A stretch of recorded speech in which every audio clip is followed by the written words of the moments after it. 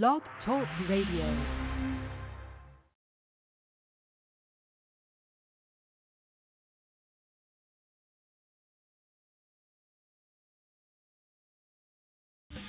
Hello, and welcome to Shedding the Bitch Radio, where you can discuss, debate, and get advice on how to discover and shed the bitches of fear, insecurity, self-doubt, and negative mindsets so you can realize your dreams and life purpose and create and accelerate the riches you want in life. Join us here live every Tuesday at noon Eastern and dialogue with us at 818-572-2910. You can also chat with us at Blog Talk Radio /SheddingTheBitch or share your stories on our website at SheddingTheBitch.com. Whatever the bitch is that's holding you back from living your life to the fullest, it's not worth giving up the riches in life that you deserve. So call in now and let Bernadette Boas know what's holding you back. 818-572-2910.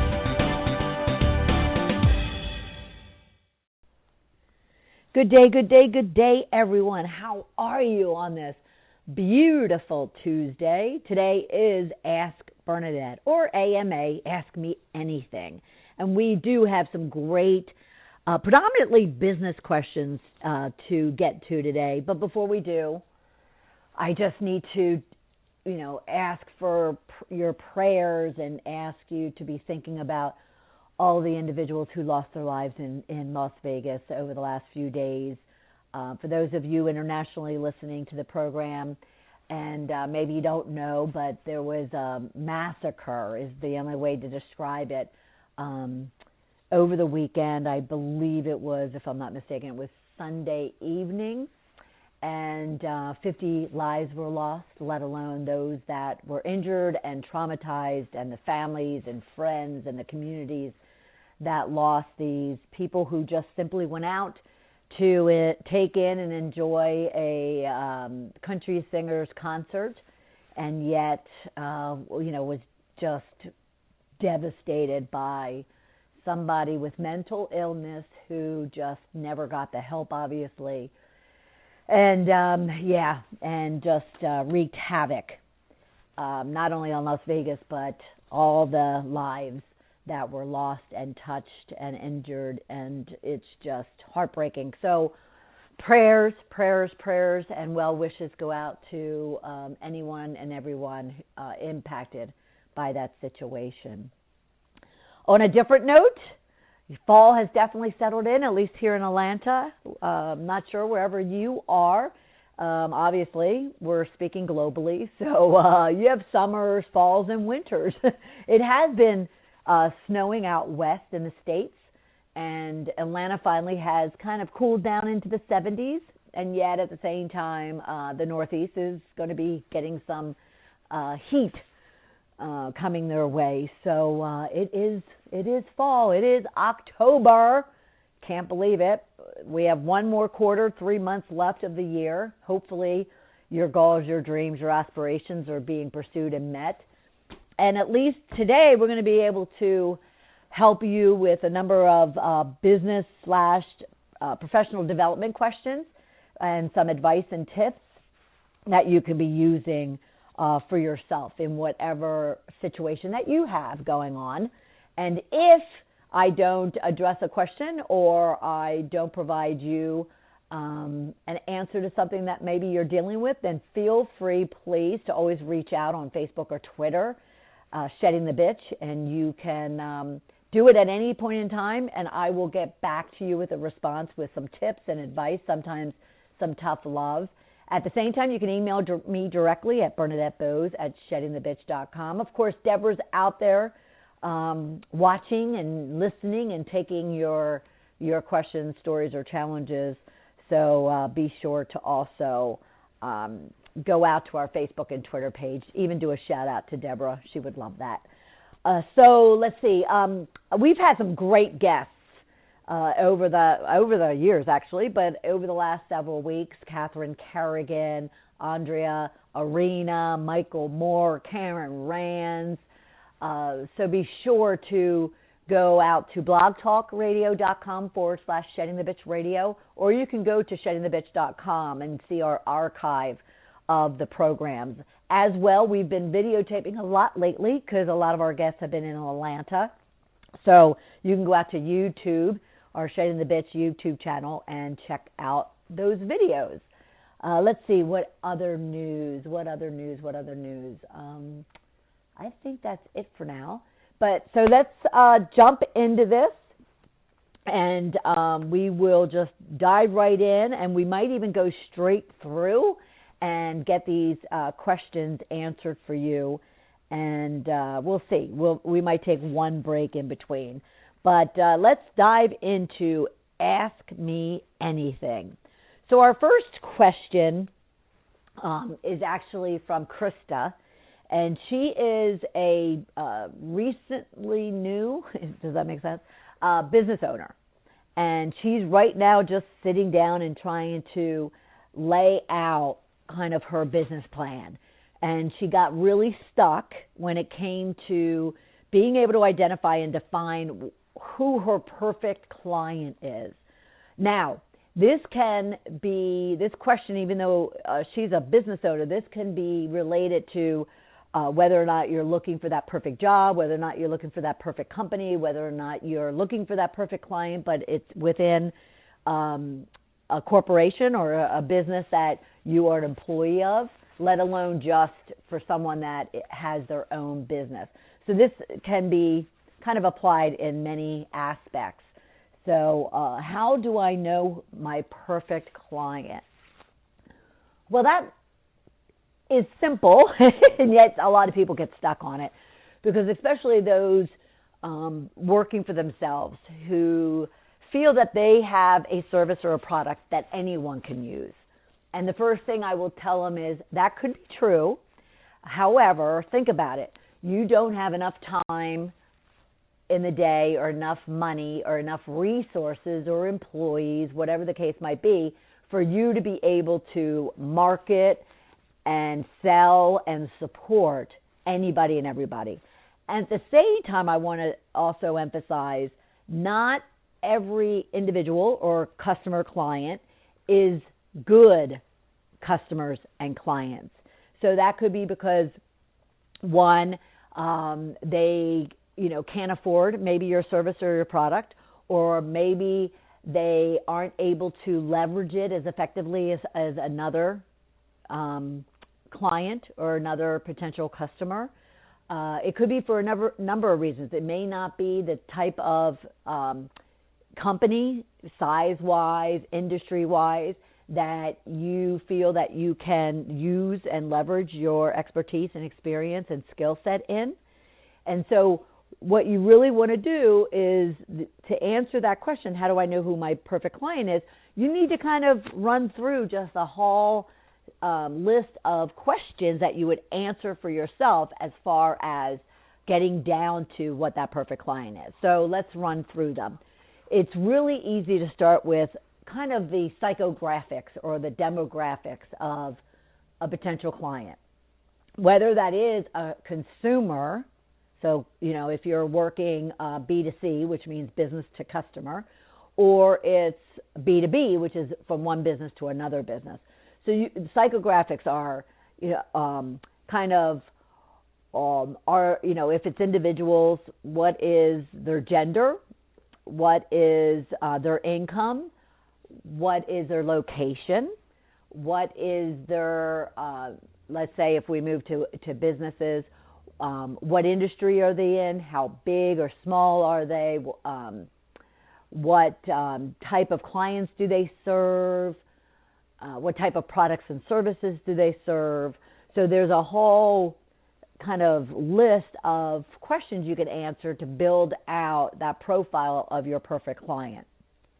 But then there needs to come a level of questions and investigation, so to speak, that you really want to go through to then get more around what is it and whom is it that you want to be serving. So like I said, not every customer is a good customer. And what I mean by that is, and in this case with Krista, she recognized that there is one customer that is easy to acquire, and that's a really small, like solopreneur type of customer base. However, they can't afford her services. Well, she takes them on at times, but has to reduce her rates in order to do that. Well, that's not really serving her well. One is when you start making those compromises and start making those changes, devaluing yourself first off. I explained to her that you can always bring your prices down. So say, you find your perfect client, and we'll get there in a second, but you find your perfect client and they're like, well, I really have a budget of X and yours is Z. And yet you really want to work with this client because maybe they'd give you referrals, maybe they are a good logo, as I call it, for your roster of clients. So you say to yourself, okay, then I'm willing to, take a cut in my rate there. But at the same time, what you might say is, well, I can meet your budget, yet I'd have to adapt the service to kind of work into that budget. So say, for instance, their budget is $1,000. Your services are $2,000. Well, you may not provide the same level of products and services for that $1,000 that you would for the $2,000. So you compromise and you negotiate and you kind of figure out options. But let's get back to who the perfect client is. So there's that opportunity, and you might decide that that is a perfect client for you. Well, someone might, another customer prospect might come along, and they don't quite fit in however you described your perfect client to be. What those psychographics would be, what those demographics would be. Then you're asking yourself, okay, do they have the level of revenue that would allow them to pay for my services without any reductions? And you kind of figure out based on past experience or maybe just from overall knowledge and experience in the industry that no, this particular industry or this particular type of company or type of customer, they're always going to be wanting to, for me to discount my rates and discount my services. And that's not going to allow me to meet my objective. Well, then that's not a perfect client for you. So it's subjective as well as it's objective. There could be, your perfect client could be or could not be kind of the type of environments, the type of cultures, the type of business structure that you feel that you can best serve. So let me give you an example of that. When I first left corporate and went out on my own as a business coach and consultant, the one thing I was committed to was that I did not want to work with other corporate organizations. Now, that reason for that is just because of the experience that I had and the kind of the trauma of losing my job and my career and the type of person I was. And if anybody, who's listening typically knows my background, if you don't, you can go online and read or see about it. But I had decided that even though I came from corporate, my being fired from corporate and the reasons for being fired, I didn't want to go back and be in that environment again. So I chose that corporate organizations were not my perfect client at the time. Well, over the years, it's been about 8 years now, that's changed because I changed and I kind of got my head around the fact that what I provide, my services and my products I provide, corporate gained great benefit from. And there's great value to serving that population, that target client. So I then readjusted my target client and that perfect client profile and started to include them. Well, you might come up with that same scenario. You might decide that you're better in one industry than the other. You're better working with women than with men. You're better working in a skilled labor type of industry or company than you are in a professional services type of company. So you just run through all these different scenarios and all these different questions and all these different psychographic demographics to best define your perfect client. Now, I'm going to just add a little bit to this that extends from this question of a perfect client. You then need to ensure, to be successful, you need to ensure you stick with that perfect client profile, which means that if someone comes along and they don't fit this perfect client, you have decisions to make. Now, you can always say, well, they don't fit my perfect client, but they do provide me an opportunity to extend my reach into other industries, or they are a good logo for my client list, even though they're not my perfect client. However, you need to be careful, because if all of a sudden you're making exceptions to the rule, and or you're acting out of desperation or scarcity, that maybe you don't have the money and the income coming in that you need, and this person's coming along giving it to you, you need to be careful of that.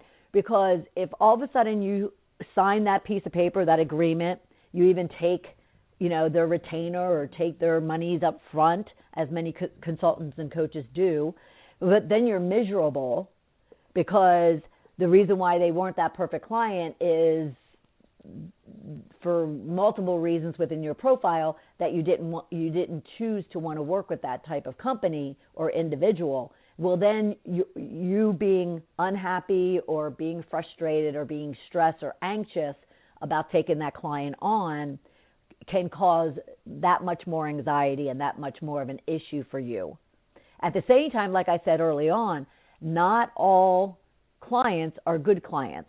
Not all money is good money. So even if that client that doesn't fit your profile comes along but offers you, the monies that you're looking for and the target maybe income goal that you have, you could land up, and I'm, a perfect example of that, you could land up working with them.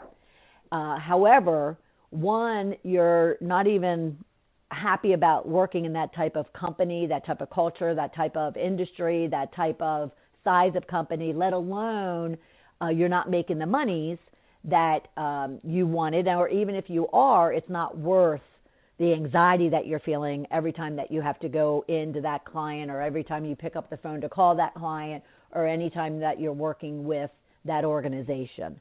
So you have to be careful about once you define your perfect client, you want to stay as close to that profile as possible. Because obviously that profile matched your goal, whatever that might be, pertaining to your business, pertaining to your income, pertaining to what, however you defined your goal. All right? So hopefully, Krista, that makes sense as far as finding out who your perfect client is.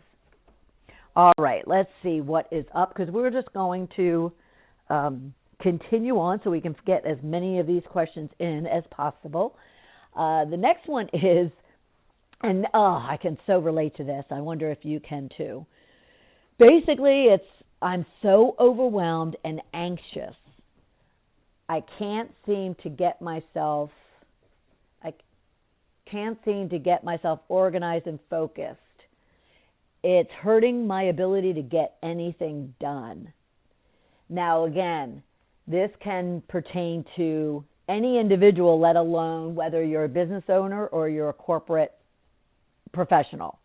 I'm so overwhelmed and anxious, I can't seem to get myself organized and focused. It's hurting my ability to get anything done. Everybody take a deep breath, because we probably can all relate to this, if not even at this current time, but at some point in time. We all get overwhelmed, we all get anxious, and when those things, kind of come at the same time, it can be very, very, very stressing. And that stress is then causing us to not be as productive as we want to be. So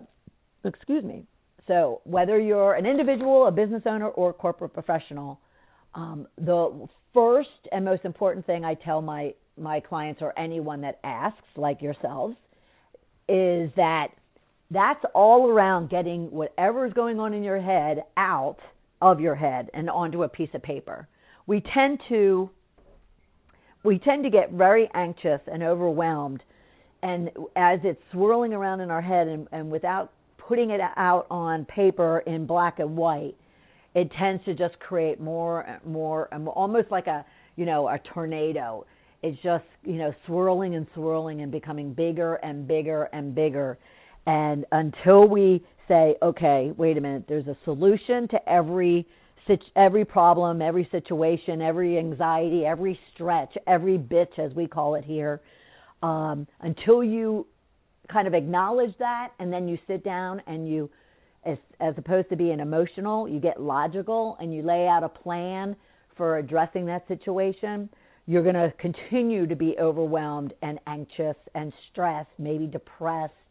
And that is going to ultimately, if it doesn't from the very beginning, cause you to all of a sudden lose focus, procrastinate, avoid, emotionally eat or do other things. It's very detrimental, not only to your productivity and your focus, but to yourself and to your health and to your well-being. So what can you do? All right. So the first thing that you could do is get a journal. And you know how much I talk about journals, because I just find that, again, black and white, and journals just keep everything organized, so you just don't have a loose piece of paper that once you're done with that, you kind of throw it away. You want to be working through these problems, these opportunities, these ideas in an organized place that you can hold on to, because a lot of times you're going to be laying out kind of a solution, a plan for addressing whatever it is that's going on. And to do that, you want to be able to kind of keep it organized and maybe on a list and refer back to it and make notes about it, that kind of thing. So get yourself a journal, even if you have to go out and buy one. And first kind of, put out there, write out what it is you're dealing with. What's getting you overwhelmed? What's getting you anxious? What's getting you, to not be productive? Whatever that situation is, write it out. And write it out in as much emotion, as much detail, as much specifics as you need to. And I can guarantee you as well that the minute you get it out of your head and you actually see it on paper, on black and white, it's not that the situation goes away, but you do kind of gain a sense of breath, a sense of relief, a sense of weight coming off, because you now have kind of taken it out of your head and put it on a piece of paper. So you look at it and you've explained why you're overwhelmed, what's causing you to be anxious, what's causing you to be unorganized, and why, how it's hurting your ability to get anything done. And then you kind of, and that could be, maybe it's money, maybe it's your work, maybe it's a boss, maybe it's a relationship, maybe it's the bills stacking up, whatever the case might be. And then after that, you simply say, okay, so what are my options for resolving that, or mitigating it, or preventing it, or just totally doing away with it? What are my options? What are my possible solutions? So, I've gone through situations where if I'm having a money issue, for instance, and this is going back 5 or 6 years, but when I was having a money issue, I sat down and I said, okay, so I need, to increase my income. Well, and because it's causing me stress, it's causing me anxiety, it's causing me to be fearful and desperate, and it was just causing all this angst, and I wasn't able, just like this individual, I wasn't able to get anything done because I was just too distracted. And so I put down kind of what all my options. Well, I can sell something that I own. I can go out and look for clients. I can take on a second job. I can, so forth and so on. And all of a sudden, again, you're feeling kind of a relief, a sense of just shedding, as we call it here, a shedding of that anxiety, of that stress, of that overwhelm, because here now in black and white, or if you use a blue pen or whatever, you're beginning to see a plan coming into place in order to address it.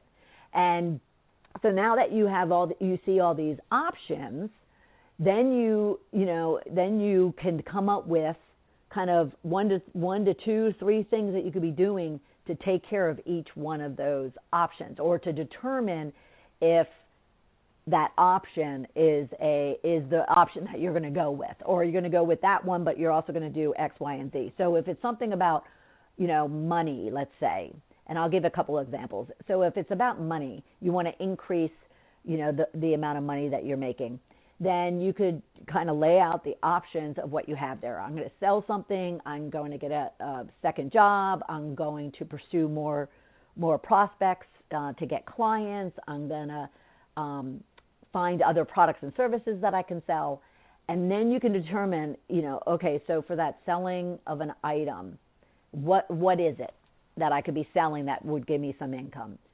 And once you determine that, you say, okay, well, is that the smartest thing for me to be doing? What are the pros and cons of my selling my car?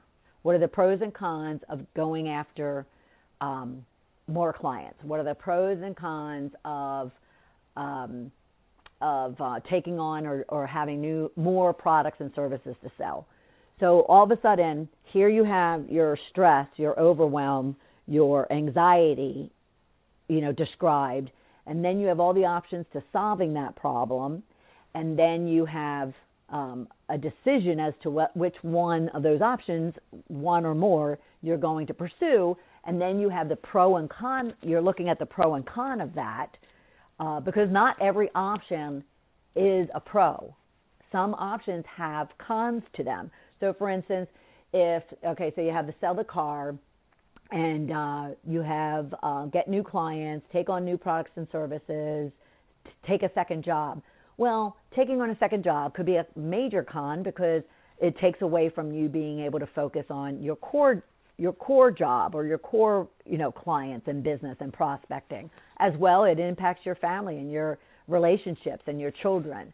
Selling the car could be an option. The pros would be, you wouldn't have that expense anymore. Now you'd be, switching out because you'd have to ask yourself, well, I need a car.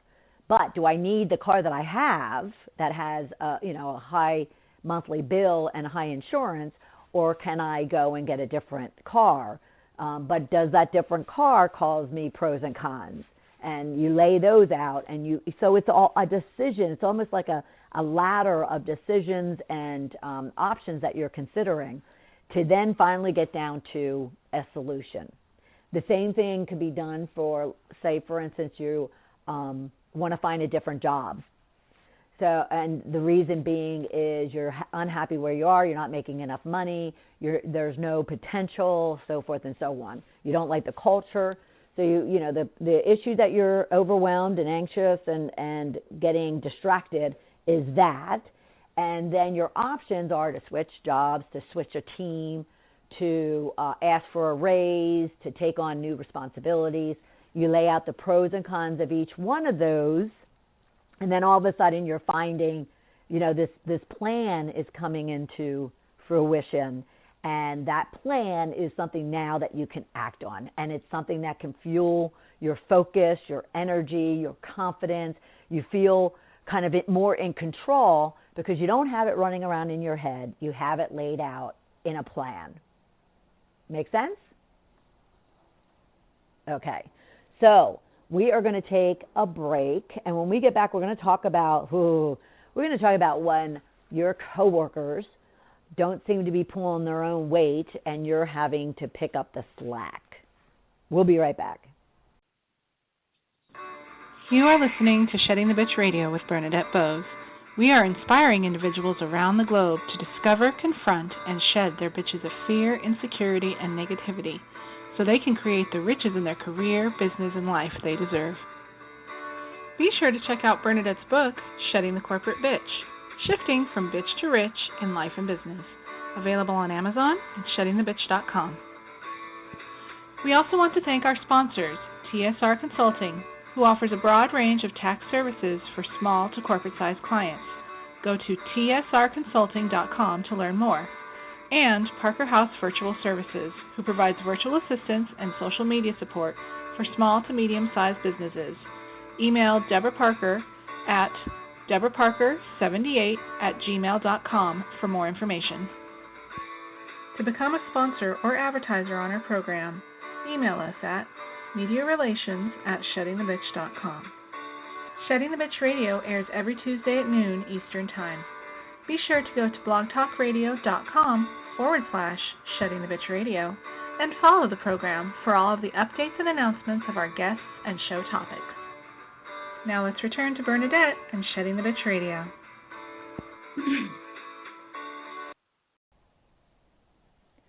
Welcome back, everyone. It is Ask Me Anything, AMA, or Ask Bernadette, as we always call it. I take your stories, your questions, and your challenges, and I provide you some tips, advice, and sometimes some tough love. And if I can't answer your question, then I kind of engage the vast network of experts and resources that I have to make sure that you get the proper answer. Because there's, just some things I don't know, right? So be sure to go out anytime to Facebook and Twitter, Shedding the Bitch, and post your question, story, or challenge. At the same time, you can email me at BernadetteBoas@sheddingthebitch.com. Get a hold of me somehow. I'm on LinkedIn. You can go to sheddingthebitch.com and reach out to me there. Whatever the case might be, just get the help and the support that you deserve in order to kind of get yourself in a good place so you can be as productive and effective in your career, business, and life as possible. All right? Okay. So the next one is actually coming from a recent situation that someone had that I then encountered. And so they were asking me about, excuse me, they have a coworker. Actually, they have a couple, but we'll focus on this one. They have a coworker who is not pulling their weight at the office. Now, not only are they not pulling their weight, but they're creating a lot of drama. Can you relate? They're creating a lot of drama in the workplace. And she's having to pick up the slack and having to pick up a lot of the work that this individual is not doing, let alone, having to be confronted with and deal with the drama. We're not necessarily going to talk about that, although I can touch on it. But let's first look at what happens when a coworker, a teammate, whatever the case might be, a family member, isn't pulling their weight and you're left doing the job, doing the work. Well, the first thing I'm going to have to be brutally direct with you about is who says that you have to do the work? Who says that you have to say yes or you have to take on someone else's work and effort and job? Now, you'll come up with 5,000 different reasons to me as to why that is. Well, because if it, then it doesn't get done, or then we're all kind of, blamed or held responsible for it, or whatever the case might be. However, you have a choice that you either, just stick to your standards and your work ethic and do your job and keep your head down, so to speak, or you accept that you are doing someone else's job and accepting the fact that they're not pulling their weight and accepting that workload onto yourself. It's a choice. It's a choice. And though this person was very stressed out about the scenario that they're dealing with, they really brought it on themselves. Is all I was able to tell her is she made the decision, and she makes it pretty much every day to take on that individual's work, and allows them to get away with not pulling their weight. And once that person made that decision, then she really can only get frustrated and blame herself, not the other person. Now, what I proposed to her to consider and do is first get direct and go right to that individual. And the way you want to do that, because you don't want to inflame a situation and you don't want to go out and attack and accuse and judge someone, you can always just approach it from a inquiry, a concern, and you can simply say, "Hey, Judy, I've noticed that blah blah, whatever work that you're supposed to be doing isn't getting done, and not only myself but other team members are having to pick up that slack. Is there something going on? Is there something that I can help you with, or that you're dealing with that's causing you to not be able to finish and complete and even do the job that you're supposed to be doing?" It's a way of really first off being compassionate and empathizing with that person could be dealing with something that you're just unaware of, and they're not willing to kind of necessarily offer up. At the same time, they could just be a lazy worker, but you approaching it from that perspective as opposed to a accusing or a very abrupt or curt place, that will just get them on the defensive. Here's an opportunity for you to make them aware that you know that they're not pulling their weight, but you're doing it in more of an inquiry type of way. And then you might learn that they are dealing with something. But you could also learn that they're just lazy and they tell you to mind your own business. And then that's when you need to get assertive and simply say, well, it's not my role or responsibility to take on your work, and I'll need to get this addressed if you and I can't work this out amongst ourselves. You owe that to yourself. This isn't about her. It's not really even about you, but it is, but it's more so making sure that that person is accountable and responsible for what they're assigned to do, because the minute you decide to take on their burden, their work, then you kind of take ownership of it, and now you're accountable to whatever stress and anxiety that you're feeling.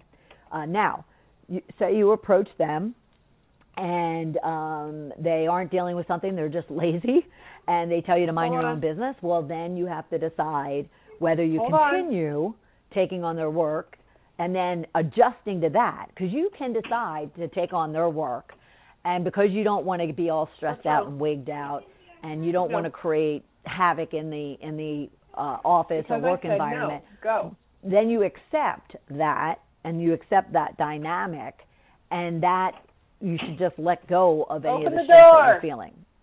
Now, 9.5 out of 10 times, that's not going to happen. Open the door. You're going to continue to be stressed. You're going to continue to be overwhelmed and anxious about it. And if that's the case, then one, you don't decide to take on someone else's responsibilities, and you'll need to address it with the manager or the boss or a supervisor, because you already tried to address it yourself, and that didn't work.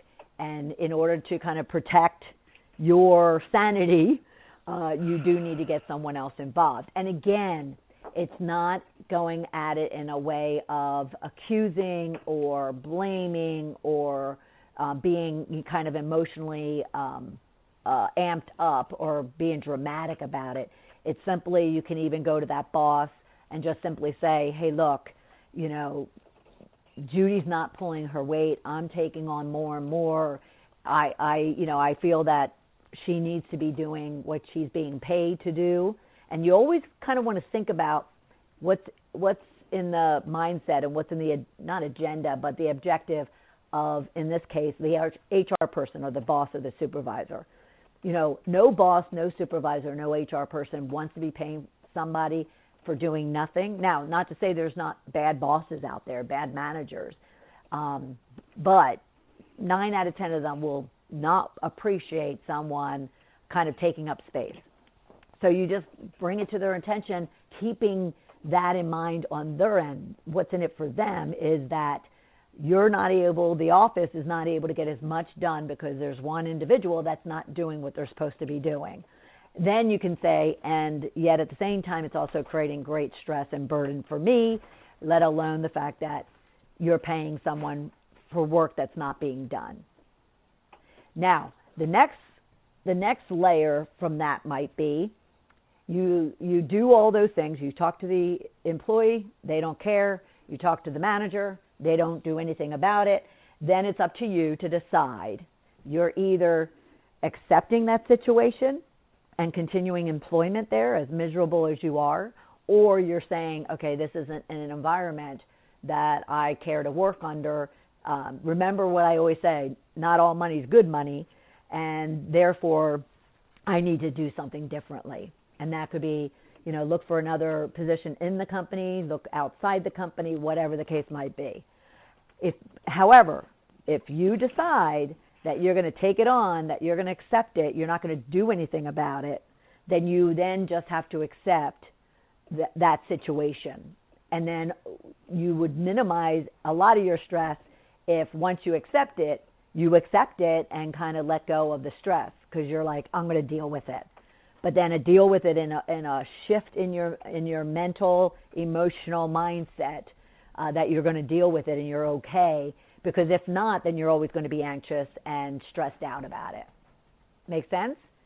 That's kind of the thought and decision making and choices process that you want to take, and the approach that you're going to want to make with someone who, they're not a bully in this case, but they're certainly creating conflict.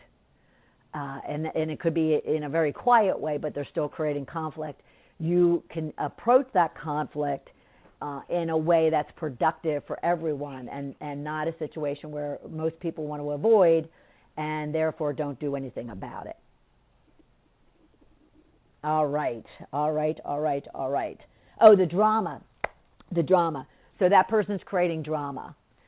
Again, most people, and you all that know my story, know that I'm really well aware that the people that are typically creating drama have drama going on in their own lives. And it could be just internal drama, not necessarily external around them. And therefore, you want to kind of appreciate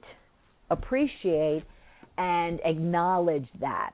You don't want to just kind of go at it, kind of plainly or empty, not thinking that, they might have something going on that's causing them to lash out or causing them to create all this drama. So you want to first go at it empathetically and try to get under the cover, so to speak. So you might approach that same individual who's not only pulling their weight, but they're creating drama. And again, you might want to ask them if something's going on. You might want to even say that, there's been, you've noticed a change in them recently. You don't want to go at them accusing them or, telling them to, stop. You don't want to get in their face, or they're going to come back just as a defense mechanism and get in your face. You want to approach it in a very inquisitive, coaching, supportive way, though they might come back again and tell you to mind your own business or go to hell or whatever the case might be. And then you simply, in that kind of calm, logical place that you approach them on, you just simply say, fine, thank you very much. You move on, and maybe you have to, again, you go to the boss, supervisor, HR person to then get it addressed. So that drama is definitely coming from a place of insecurity, intimidation, feeling of lack, low self-worth, low self-esteem. You have to recognize that.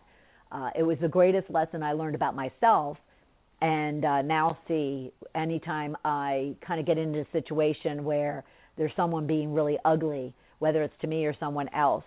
And I just simply stay calm and kind of look at them almost in pity, and then I'll, assert it or I'll address it very directly. But I won't let it get me all wigged out or get me all stressed out about it, because it's their issue, not mine. But if they're impacting me, then I'm going to make sure that I raise that up and and address it with them.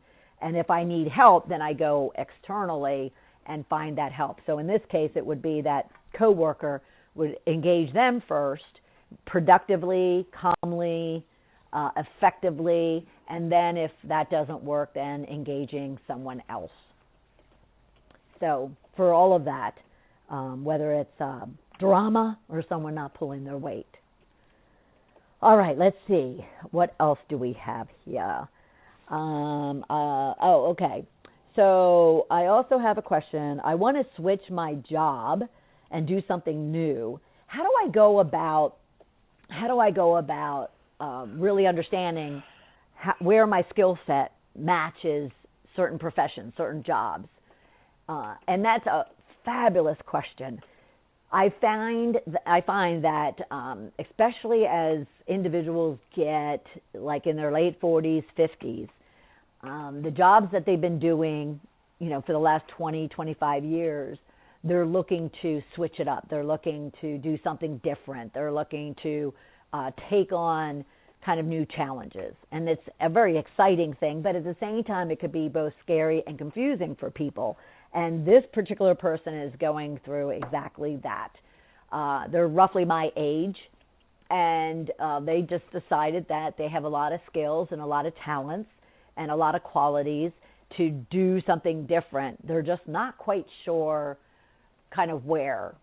I had a conversation that with them that, had you told me 8 years ago that I'd go from being a corporate executive to being a writer or to being a screenwriter at that or a radio host, I would have never picked those things out had I gone and done an assessment or considered what other jobs I would do. I would have done something else, some other function within the corporate environment.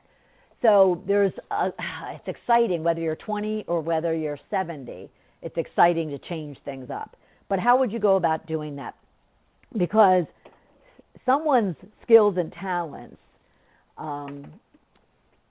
definitely can be applied in a variety of different areas than maybe what you're accustomed to. As well, not only that, but your talents, your qualities, traits about you may also serve a completely different profession than you kind of considered. Maybe you went to school and followed a path based on what the family wanted or the spouse or partner wanted or the community expected of you. And yet now, you want to kind of pursue your passion, your dreams. So there is a number of places online that you can go and do that. You can do an assessment where they actually, ask you a whole series of questions. And the questions aren't going to seem as if they relate to you.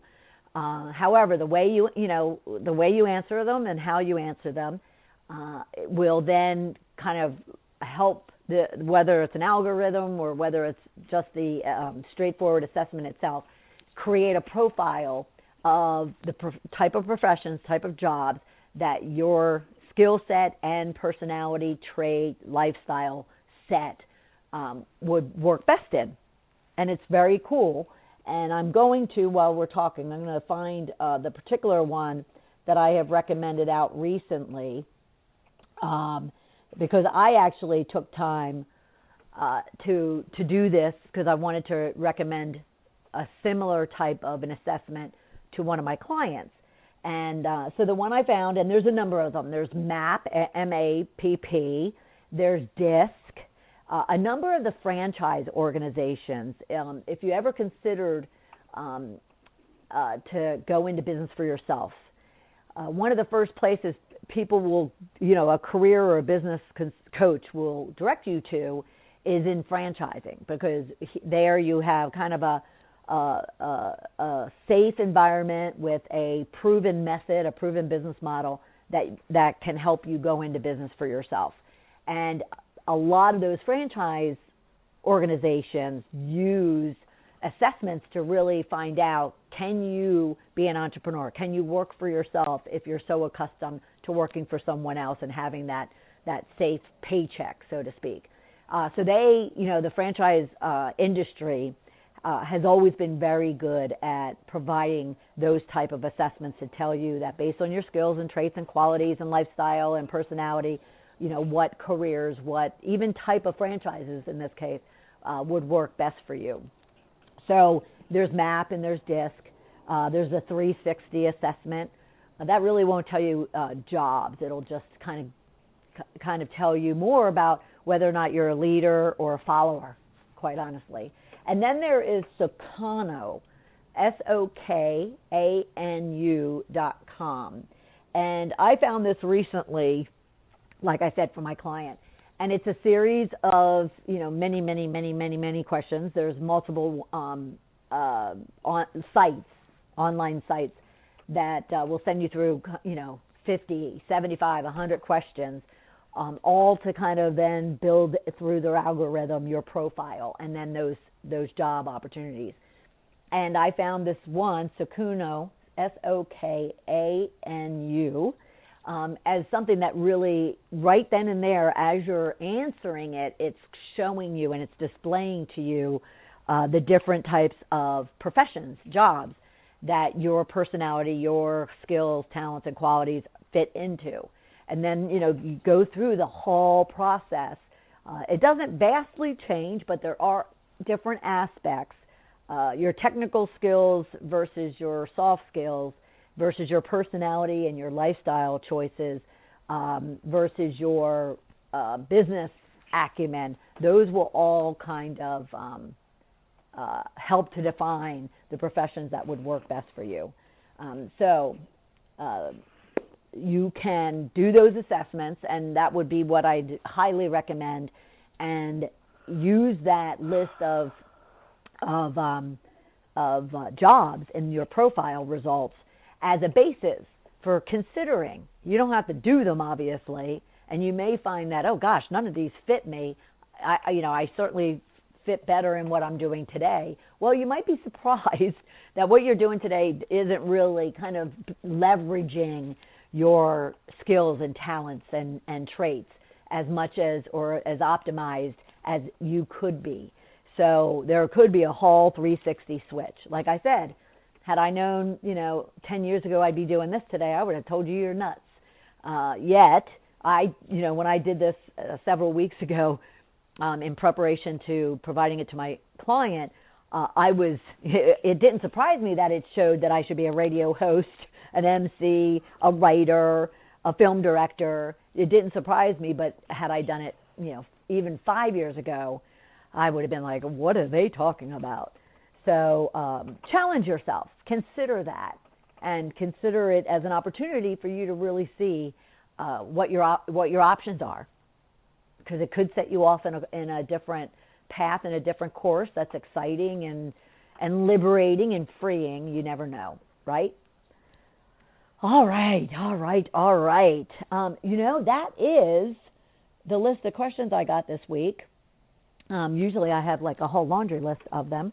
However, if you ever have a question, and even if you're listening to this after we've gone live, feel free. Like I said, go to Facebook or Twitter on Shedding the Bitch. Email me at BernadetteBoas@sheddingthebitch.com.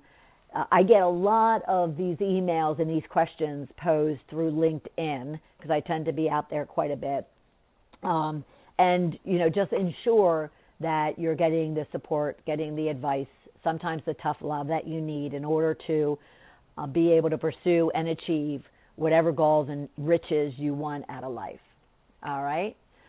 So, let's see. We have a lot going on in October. We're going to get really deep and wide as it pertains to selling, as it pertains to marketing, PR, and a number of other corporate and entrepreneurial functions and skill sets. And so go to blogtalkradio.com/sheddingthebitch to see who our future guests are, and or even shoot us a note. Say hi to Deborah, as I mentioned.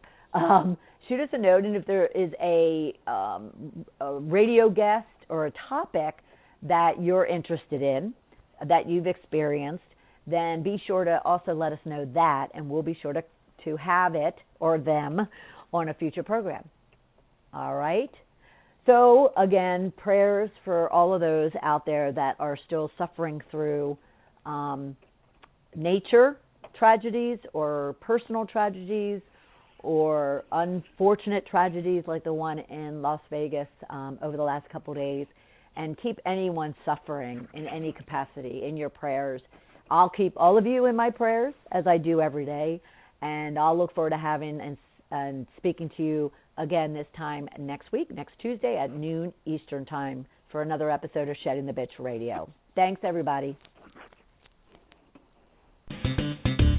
Thank you for listening to Shedding the Bitch Radio with Bernadette Boas.